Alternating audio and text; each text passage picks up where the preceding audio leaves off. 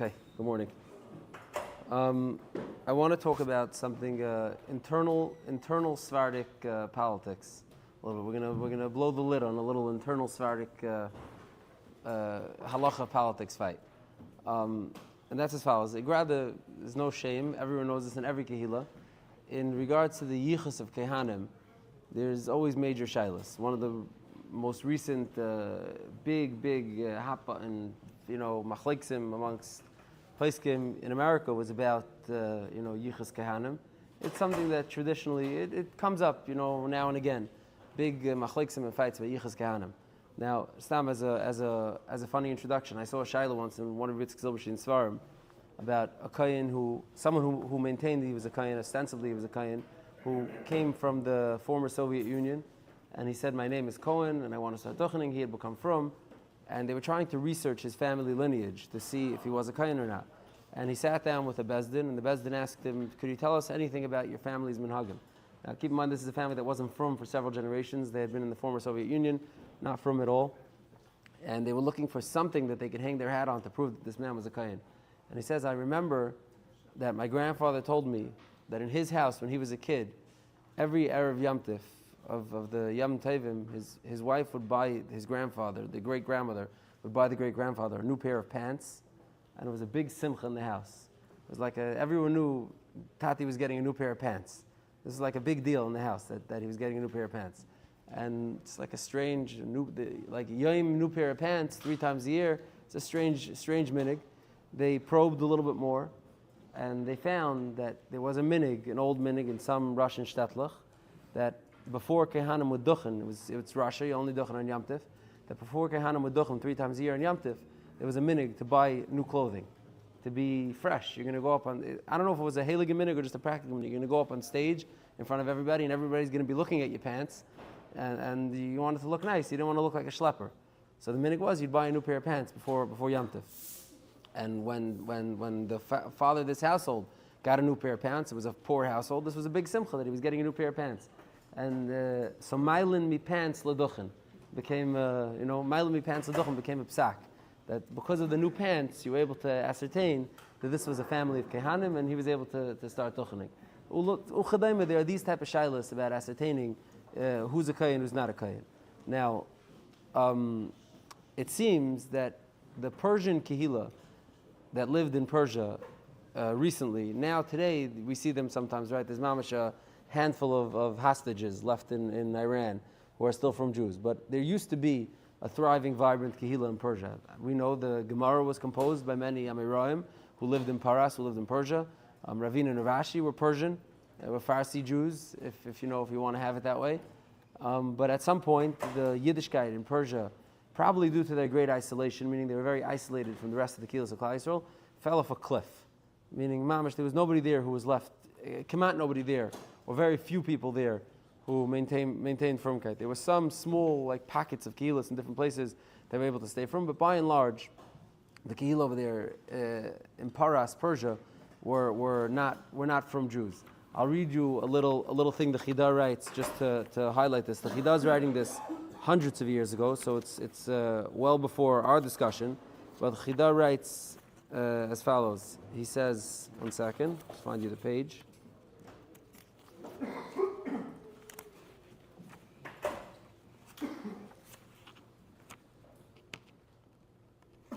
Here the Chidah says, Bo re'ei mapalas tmim deim, ashahayu bari paras. Come see the great mapala that these ernst people, these simple people in Paras had. Kama deris amiraim, ad achar Ravina Ravashi. They had several deris of amiraim until Ravina and Ravashi. Sesidru at-Talmud or Masada the Talmud. Va'amud eish yotze yerid min hashemayim al yeshiva b'Shabbos Kala.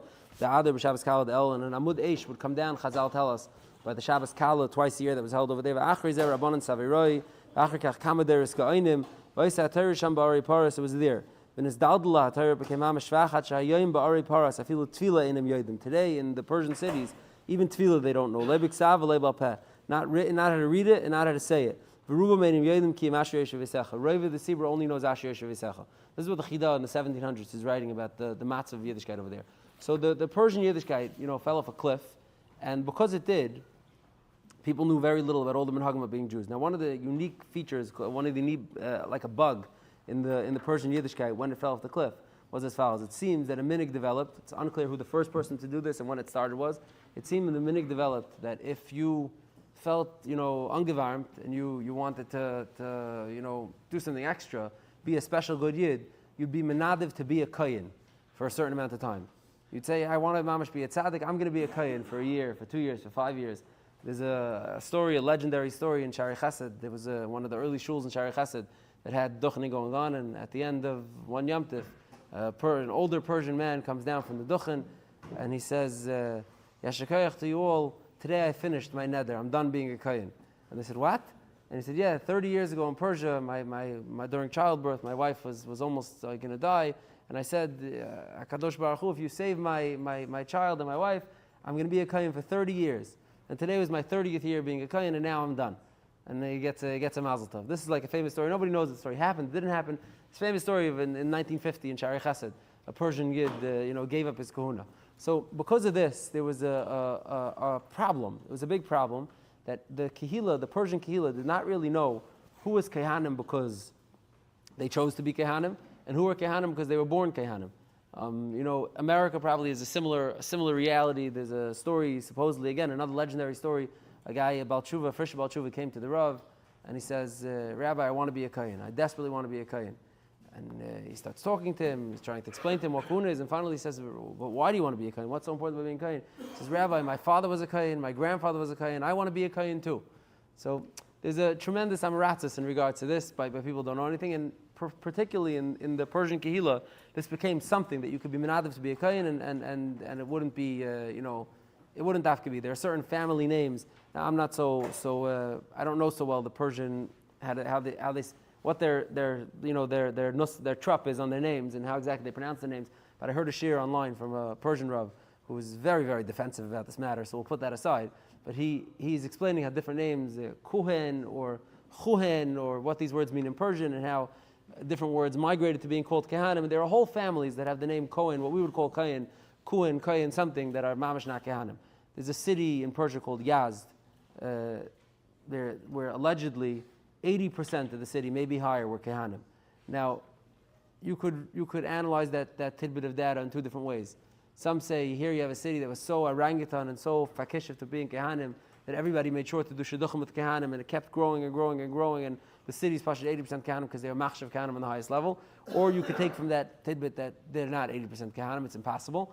And you've been to shul, there's no such thing as 80% Kohanim, and more than likely that was a kehillah that adopted kahuna widely, and you had many families that wouldn't have been Kohanim that turned into Kohanim. So this is again something that could be debated, that people fight over. Now, this shaila of Kohanim bisman hazeh, and if Kohanim are really Kohanim or not Kohanim, is an alta shaila, and it's not a Persian shaila, it's a general shaila. And I want to talk about that shaila a little bit, but I wanted to show you first of all where the Persian thing makes a real nafkamina lahalacha, and then we'll go to the klalistic questions of yichus kahuna bisman hazeh and whatever. So there's a tshuva from Ravad Yosef in Chelik Zayin, Even Ezer Siman Tes, where he brings as follows. It's a shaila that's presented to him by a bezdin from Tel Aviv. The shaila is as follows. It's a shvera shaila. Shaila is as follows. Habachura Aleph Zayin, just initials. This is a real actual shaila that happened in bezdin in Tel Aviv. Habachura Aleph Zayin ba leharshim lenesuim im habachar yud shin. Shneim meir Teheran. They're both from Tehran, from the Iranian Kehillah. They're coming, they want to be registered in Bezdin to get their marriage certificate. Ima shel habachura omeret, shavia shel habachura hu goy. The mother of the girl says the father of the girl was a guy. Is an intermarriage, and the product of that relationship was this child. Avalhi Yehudiya, she's a Jew, because her mother's Jewish, but her father was a guy. The Bachar says that in the beginning he was a Kayin. He used to be a Kayin, the Bachar says. Shekain Shama Me'aviv, he heard that his father said that he was a Kayin, so he's a Kayin also. This is what the Bachar said. Now the halacha pshuta and psuka, is that a Kayin is not allowed to marry a daughter of a guy, right? Even if it's the Jewish mother, Kayin is not allowed to marry. That's one of the psuli kahuna. So here you have a problem. You have a family where the girl, her father's a guy, the man says that he's a Kayin because his father was a Kayin. What do you do with the shidduch?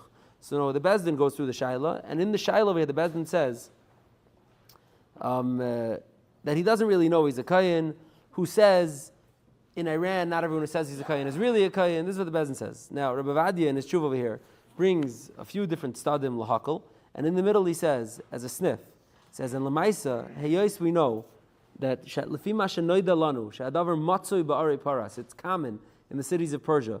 Lahadbik tayir kayin la'anashim ha'mechubadim beineim.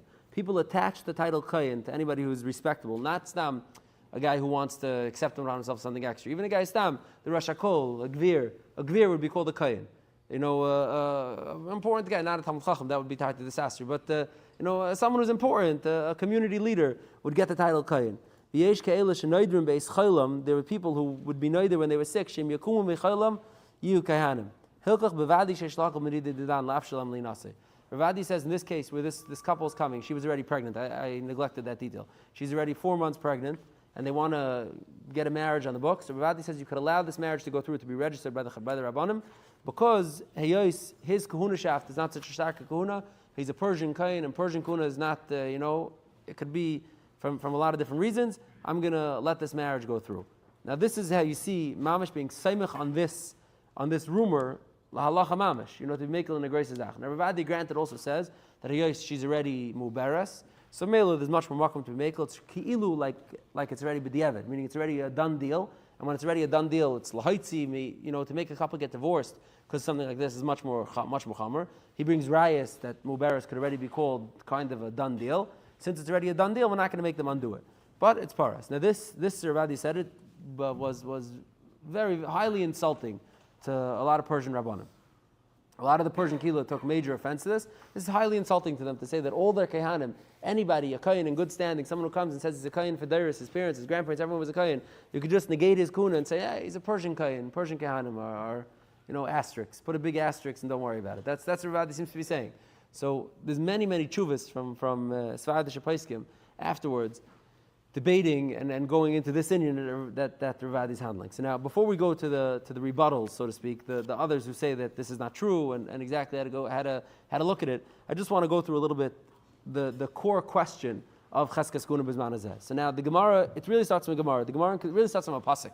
The pasuk in Ezra tells us that when Ezra was bringing Klal Yisrael up to Eretz Yisrael for the Bayesheni, so it says there was all sorts of different people in the group, and not all of them knew exactly where they came from. The Pesukim tells us as follows. He says, "Mibnei Kehanim, bnei Chavia, bnei Akoitz, bnei Barzilai, asher lokach mibnei Barzilai hageladi isha, vayikar al shmam."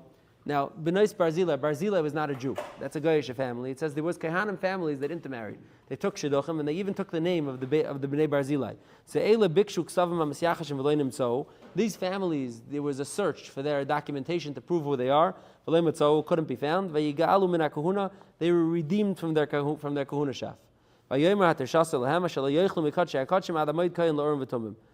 can't eat from Kachi Kachim until you stand in front of the Urim Tumim and we ascertain who exactly you are. But, says the Gemara, you're still in your chazaka. And the Gemara says, Gedayla chazaka. This is Gedayla chazaka that you're allowed to eat because of it. So now what does this mean? So the Gemara has a shikul debate about what this means exactly. But the pashtus is, what this means is that Ezra told them, although I cannot consider you Kohanim in good standing, you're Kohanim but you have a blood fleck on your yichus now. I cannot consider you Kohanim in good standing. But afal pikam harei mechaskasam, you're something called a Kohane chazaka, which is what we all are today. Because anybody who's a Kohan is a Kohane chazaka. You're Kohanim because of your chazaka that you're a Kohen. We treat you as a Kohen, but not with ala pitchivkas. You're a Kohen, but a Kohen from chazaka, not a real Kohen. Now, how does one become a real Kohen? The Rambam in Hilchos Ishus and other places tells us that Bisman the Beis Hamikdash, the Bezdin Hagadol would sit. The Rambam says, Roiv Aska, most of what Bezdin was busy with on a day-to-day basis was sitting in the Lishkas Hagazes and paskening on people's yichus. That's what Bezdin did. Like Lahavdil, the Senate, confirms appointments. The Sanhedrin Hagadol was sitting, and aside from dealing with all the thorny shilas and xeris and takanas that come to Klal Yisrael, they were also paskening on particular people's yichusin. And the din is that ein boitkin min ha-mizbeach l'mayla. Anybody that the Bezdin Sanhedrin Hagadol allowed to serve on the mizbeach, you could assume they did their research and they're now kosher. But short of that, and short of Eidim coming today and telling you that so and so has a ksav yichus that goes all the way back to the mizbeach, or all the way back to the time of the Bayis Sheni, anybody today is kahane chazaka, like the Gemara says. Now, what exactly does it mean when you say someone's kahane chazaka? So there is a grace of machlekes achrayim. You could call it the mabit and the marit, his son. The mabit in Kiryas Sefer on the Rambam, and the mabit in two chuvas, the marit's son, the mabit is the father, the marit is the son. The father and the son duo both say this. The marit says it very, very strongly. The marit a little less so. Is that this that we say haretem b'chaskaschem, and you're not more than that.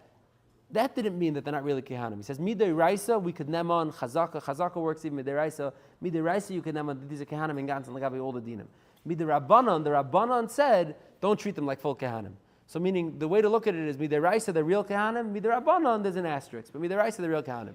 That's what the Mabit and the Marit paskin. Now, other Achronim, starting with the Marashdam, who's the one who lays the groundwork for this, really the Rivash, but the Marashdam, they say as follows. The Marashdam says when it says Hareyatam Chaskascham, you're not a real Kohen, that means that Midei Raisa, you're not a real Kohen. Midei Raisa, you lost your Kahuna staff. You're not on the level of being Kohen Midei Raisa. Midei Rabbanon, we're going to let you do certain things that the stakes are not so high, and we'll see which ones we allow you to do. But to Nema, that Midei Raisa, someone who doesn't have the real proper Bezdin, the stempel from Bezdin is a Kohen, that we're not going to be able to Nema. Now, his raya that the Marashdam is Seimachan is he brings an interesting shayla. There's a Rivash who comes before him even. In Simon Tzadik Dal, the Rivash has a shayla as follows. There was someone who cursed the Kohen. He got into an argument with the Kohen and he cursed him. Now, the shayla to the Rivash wants to know, the pasuk is that they write it says V'kidashtem, you have to Mekadesh Kohanim. Someone curses a Kohen should probably be punished severely. And the Rivash wants to know, the shayla to the Rivash wants to know, should this person be punished? Now, the Rivash says, Heyois Kohanim Shebedeirenu She'ein lem ksav hayachas. They don't have ksav yichas. Alam pnechas kasan nagu ayim lekrei rishon b'tayra kayin. V'afilu am haaretz lefnei chacham gadol b'Yisrael. We treat them like Kohanim, but lemaisa, I'm not going to get all worked up and say that a guy who cursed them should be put on chayrim or something. He says, yeah, we treat them like Kohanim, but the Kohanim chazaka, the Kohanim yachas, relax. That's what the Rivash says. And he brings a raya from a Gemara that Chazal also treated the Kohanim during the days of Amiraim with an asterisk, and a Kohen that needed to be rebuked was rebuked, and we didn't say the Kohen has to be on such a high pedestal that he can't be rebuked at all. Now says the Marashdam, I see in this Rivash that the Rivash is noiket lahalacha, not like the Mabit. The Rivash is noiket lahalacha that a Kohen bisman hazeh midiraisa is not really a Kohen. He's almost a Kohen, but he's not really a Kohen midiraisa. Says the Marashdam, and after him the Shvus Yaakov and the Yavitz and the Knesset Yecheskel and others all passing like him. That Kohanim B'zman Hazeh are not Mamash Kohanim, and only the Rabbanan the Kedinim we allow them to do. But the Reis the Kedinim, we're not going to treat them like Kohanim. Now, one of the interesting places where you see this is the Marshal in Baba Kama brings down this same thing. The Marshal says, Ha'idna, our Kohanim are not real Kohanim. This is what the Marshal says. I'll read you from the Marshal because he tells you something very interesting. The Marshal says as follows. He says, B'mei Tanom v'amirom, shayadayim nizharim b'tshuma b'tahir v'yikar b'mei abayis, people still had yichas, but when they say no, we roiv arichas hagalos. V'zman hazeh because of the roiv arichas hagalos, v'gzeirus v'girushim and his balbulu, everyone got mixed up. V'halavai shaloyi and his balbul zera kodesh b'chayil. Halavai, we should still be sure that we're all Jews. That's what he says. Halavai, we should still be sure that we're all Jews. But aval zera kehanim v'leviim karav levadesh in his balbulu. V'imloi kuloi haroiv nisbalbul. The Marshal is not talking about Persians. The Marshal is not talking about anyone specific. Marshal says all of Klal Yisrael is so mixed up, so nisvalvim, reva golos, reva tirdis. You have to name on that Reva them, at least Reva them, are not really a thing. Then he tells to the Kemaisa de Eliyahu Halaviyim Hayidua B'Divir Razal. He says like the Maisa you do with Eliyahu and the Nevi'im, Eliyahu in the Leviim Hayidua Razal. Now we have this in the Sefer Chassidim. I don't know if it's today we have it in the Medrash anymore, but it's a fascinating story. The Sefer Chassidim brings down. I think in the Sefer Chassidim he says this very Rabbeinu Haigoin. There's a lot of nuschayos to this version. It says as follows: Rabbeinu Haigoin had a minig that he would go to be Oil L'Regel. From Bavel 3 times a year, and the minig was on Hoshana Rabbah, he would do akafas on Har Hazeisim. That was the minig. Now, it's one time someone observed him that he was walking with a large group of Kohanim around Har Hazeisim doing his circles, and Rav Haigan was in the back, and he was like smirking to himself. And afterwards, someone came over to him and he said, Rabbeinu, Yilamdeinu Rabbeinu, what was going on over here? What were we smirking about? So he says, I'll tell you, when it comes to Hoshana Rabbah, at the getting towards the end of Yom Tif, I'm B'Kedusha V'Tahara, I'm all set and ready, and I'm always zeichet to Gil Eliyahu by my walk around the Har Hazeisim. And I was shmuzing with Eliyahu Navi, and I asked him, Masay Yagia, when's Mashiach going to come? And Eliyahu told me, like a sharp line, like a joke, he says, when you'll circle Har Hazeisim with Kohanim, Mashiach will come. So I said, what do you mean? Look at everybody in all their finest regalia circling.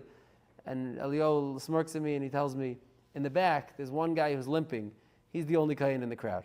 No one here is a Kohen. This is so I was smiling because it was funny that I'm here with the crowd of everybody in the Yom Tov finery, all the new pants, circling Har Hazeisim, and there's no Kohanim here. Stam, I described the interesting. I spent the Shabbos at the B'Zriel Orbach. I shouldn't go by without saying anything over.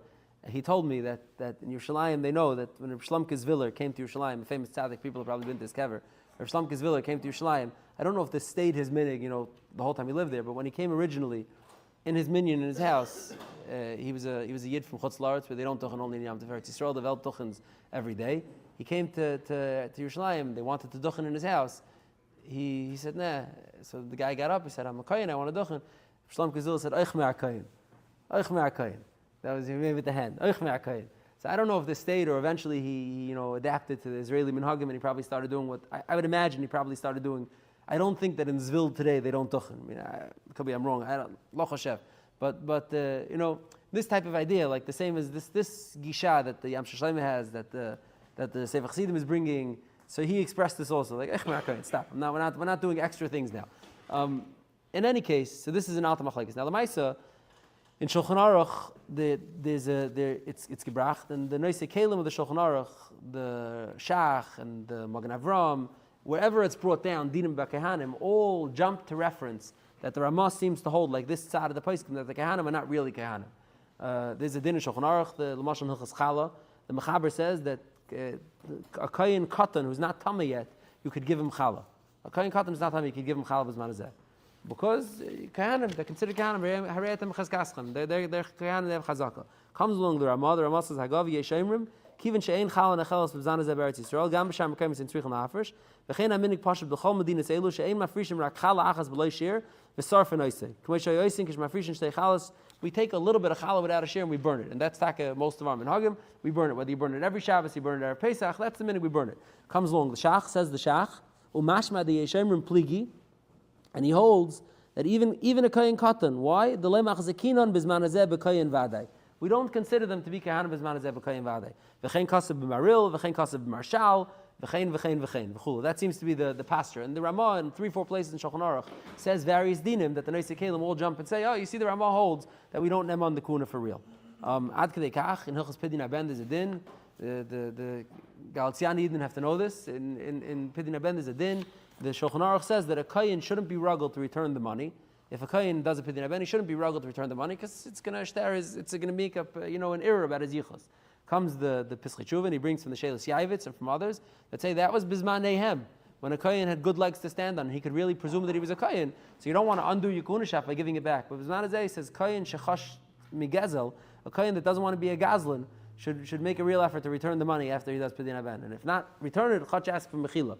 Ask the Yisrael who gave it to you to be meichel you and allow you to keep it. So you see mamish like going all the way that even pidyon haben, which is the kohen's birthright, maybe it doesn't mamish belong to you. Now this is the algemeine shayla about kahuna, and this has nothing to do with Persians. Now by Persians there's this extra layer Ravadi is bringing, that there's this known rumor that their kohenshaft is much more in question. Now the main one who responded to this is another chief rabbi, the chief rabbi who took over I think after Vadia or two after Vadia, Rabbi Leo Bakshi Doran. He has a long tshuva in his tshuva sefer where he says he was approached by Bnei Torah, Yeshivalite, who heard that Ravadi said this, and they want to know, are they allowed to duchen now? Are they allowed to do pidyon habens? Persian Bnei Torah. Today in Eretz Yisrael you have Persian Bnei Torah, and they want to know, what do we do? How are we supposed to go to this? Are we allowed or we're not allowed? Or how do we treat this? How do we deal with this? He says, Badakti ad makom sheyadi magas. I checked as best as my hand could. I spoke to every old Persian I could find, every zakin in Yerushalayim that I could find, and no one could tell me real proof to this legend. He says, no one could tell me anybody that they know who's a kohen nedava. Meaning, if it happened, it must have been hundreds of years ago. He's already writing, in the 70s or the 80s. I spoke to Alta Yid and nobody knows. And then he says, I did better. I went to Ravadi and I confronted him. I said, you mitzaref lahalacha, this thing. He said that Persians, the yichus is in question, the kunashav is in question. And do you mean to say that all Persian kehanim should stop duchen, you should stay away? So he says, I asked him and he told me, no, I only meant it as a tziruf. In a complicated shayla like this, where I had other tzadim lahakal, I wanted to be mitzaref this thing also, that Persian kehanim, the yichus is also not so suspect. Now I will point out that Ravadi's son, Rav Yitzchak Yosef, another chief rabbi, everybody here is a chief rabbi, in his sefer writes that he spoke to Ravadi and Ravadi said, no, I mean it as a genuine hedge. I don't mean it just as a sniff. And he says, although Rabbi Leo Bakshi Daran says what he says, Hatzedek in my father. That there's the fight rages on. Now, what he does over here is he actually wrote a letter to Persian Rabbanim throughout the world, and he collects like a psak over here from Persian Rabbanim, one from Los Angeles, one from Yerushalayim, one from Cholon, another one from if you know Persian Rabbanim, maybe these names mean something to you. To me, I don't know who these people are. Rabbi Uriel Davidi, Rabbi Baruch Cohen Tzedek, Rabbi Yitzchak Balnes, Rabbi Yedidia Shofet, Moshe Pinchasi. I don't know who these Rabbanim are. I'm sure they're all, very fine Rabbanim in fine standing. He's collecting them over here, and he brings a psak from them, from 6-7 senior Persian Rabbanim, saying that as far as they know, this doesn't exist. And Fakeret Kohanim, Persian Kohanim, took it very seriously. Besides, for one Persian family, Kuna Kalimi, whatever that name is in Persian, that they're not really Kohanim, but besides for them, all Persian Kohanim are Kohanim, and they could and should be taken seriously. Now, I hate to quote another chief rabbi, Rabbi Yitzchak Nisim, who was the chief rabbi for all of these chief rabbis that we're quoting. He himself was of Persian stock. His father was from Persia. I forgot his father's name now, but he was from Persia, and he said that he heard from his father, who would have been in Persia already in the 1800s, that this existed. People were taking kuna on themselves, and he would make it his business when he met Persian Kohanim in Eretz Yisrael to dissuade them from practicing their kuna shaft. So it's a raging machlokes amongst the various Sephardic chief rabbis. Some of Persian stock themselves, some not of Persian stock. It's like the real Iraq-Iran war is taking place in this nakuda of how to look at the Persian Kohanim. All the Iraqi Rabbanim, which were the Bnei Torah and the yeshivas were there, and anyone from Persia was Barachi, came to Iraq to learn, they're all saying, the Persians, you can't, that kuna is nothing. And you have some Persian Rabbanim who are defending it and saying that no, the Persian kuna is thing. Now, one of the most prominent Rabbanim of Persian extraction in the last hours of Ben Sion Abba Shaul, he was a Persian from both sides of his family. Now, granted, he went to Iraq to learn as a child. I don't even know if he ever went back to Persia again, period. And then he went to Eretz Yisrael, to Parat Yosef, and he became a fully subsumed in the Ilam HaTorah of Vedot HaMizrach. So he himself didn't identify as a Persian, he was a general Vedot HaMizrach person, by the time he became Paisa. But he, again, allegedly, depends who you ask, and this is a machlekes back and forth, would tell Persian Kohanim not to duchen if they're alone. You don't be the only Kohen duchening in a minyan. He told Persian not to do Pidina, to do Pidina Ben again. If your Kohen was like the Sefer Mishpat Aksuva and Chelik Beis, who's a Talmud of his, brings down various different things that he said when he spoke in a shir in Bnei Brak, when he spoke in Parat Yosef. But then again, this shir that I heard from a Persian Rav says he knows someone who met him on the steps of Parat Yosef and asked him, and he told him something different, and the fight goes on and on. I'm not here to be machriya the shaila. I just thought this was a fascinating expression of the Algemeine shaila of Chaskas Kuhuna. I'll just share one more thing from Israel. Just was interesting. Nothing to do with this Indian. Completely different Indian. It's a famous story. I thought it was very funny. I've heard it always. I asked him if it's true. He said it's true, so I'll say it over. Rabbi Israel is of pristine pedigree. His father was Rabbi Zalman Auerbach. His shver was Rabbi Yashiv, Ulamayla B'Kodesh on both sides. So he came from probably the two most dominant homes of Psak in the last 50 years, probably, right? In Yerushalayim for sure. His wife was once in the glasses store trying to find a pair of glasses, the glasses that turn gray on Shabbos, like I don't know what the photo gray, whatever they're called. And she was handling the proprietor was trying to sell, push these glasses, they're great. And she said, I don't know what to do because my father says that they're not allowed to be worn on Shabbos. My shver says it's okay, and I'm not sure what I should do in this, in such a circumstance. So the guy tells her, lady, your shver, your father, tishal tarav. Go ask a rabbi what to do. Are you busy with your shver, your father? So Stam, a funny story. I asked him if it's true. He said this is a true story. So anyhow, to be continued. Maybe we'll continue more Kayin things. There's like Grace Shabbos with DNA and etc. We'll see if maybe we'll continue this. You've just experienced another Torah class brought to you by TorahAnytime.com.